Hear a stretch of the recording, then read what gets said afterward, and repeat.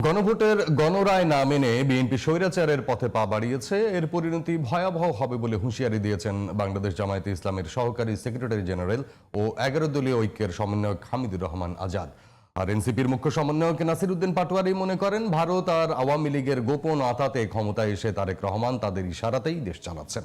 তাই সংবিধান পরিবর্তন আর রাষ্ট্র সংস্কারের ক্ষমতা সরকারের হাতে এখন নেই।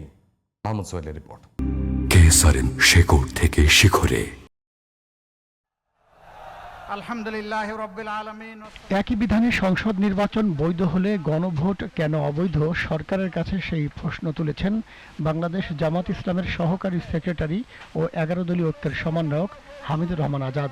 তবে গণভোট মানলে সরকারের ক্ষতি কি, সেই প্রশ্নের উত্তর দিয়েছেন এনসিপির মুখ্য সংগঠক নাসিরউদ্দিন পাটোয়ারি।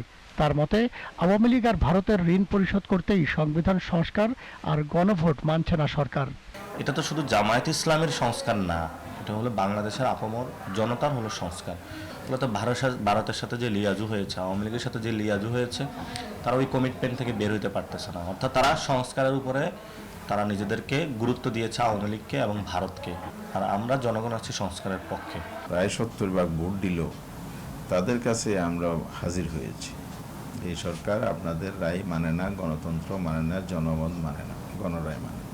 আলটিমেটাম যেটা হচ্ছে, এটা তো হঠাৎ করে দেয়নি। দীর্ঘদিন ধরে আমরা কিন্তু সরকারকে কথাগুলো বলতেছি, বিভিন্ন দফার কর্মসূচি দিয়েছি, জনগণ সে কর্মসূচি সাড়া দিচ্ছে, বিপুল পরিমাণ অংশগ্রহণের মধ্য দিয়ে এই সমাবেশগুলো বাস্তবায়ন হচ্ছে। বলা যায় জনতার একটা সমুদ্রে পরিণত হয়েছে। এই দুই নেতা অভিযোগ করেন, দলীয় কর্মীদের চাঁদাবাজি, লুটপাট আর ব্যাংক ডাকাতির সুযোগ করে দিতেই বিএনপি গণভোট আর রাষ্ট্র সংস্কারের বিরুদ্ধে দাঁড়িয়েছে। ওনারাও একটা গণতান্ত্রিক মোড়কে ফেসিজমের নতুন যাত্রাপথে হাঁটছেন, সেভাবে গভর্নমেন্ট চালাতে চান। ওনারা এটাতে কমফোর্ট ফিল করেন, কারণ এখানে করাপশন করা যায়, দলীয়করণ করা যায়, এখানে ক্ষমতার অপব্যবহার করা যায়, এখানে বিদেশে টাকার পাচার করা যায়, ব্যাংক লুটতরাজ করা যায়, এখানে অর্থনীতি লুটপাট করা যায়, চাঁদাবাজি করা যায়, ইত্যাদি ইত্যাদি যত ধরনের অপকর্ম নৈরাজ্যকর পরিস্থিতি দেশে তৈরি করা যায়। তারেক রহমান কিন্তু ইলেকশনের আগে অনেক ব্যবসায়ী থেকে অনেক টাকা পয়সা নিচ্ছে ইলেকশনের জন্য। বিএনপি এই সময় হলে অনেক লুটপাট দুর্নীতি করেছে।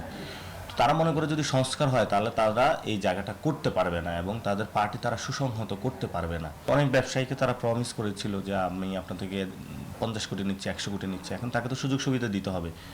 সংস্কার হলে তো এই জায়গাটা বন্ধ হয়ে যাবে। পৃথিবীর ইতিহাসে গণভোটের রায় বাস্তবায়ন না করার নজির নেই, তাই বিএনপি সরকারকে এটি মানতে বাধ্য করা হবে বলে জানান তারা। Mahmud Sohel, GTV news, Dhaka.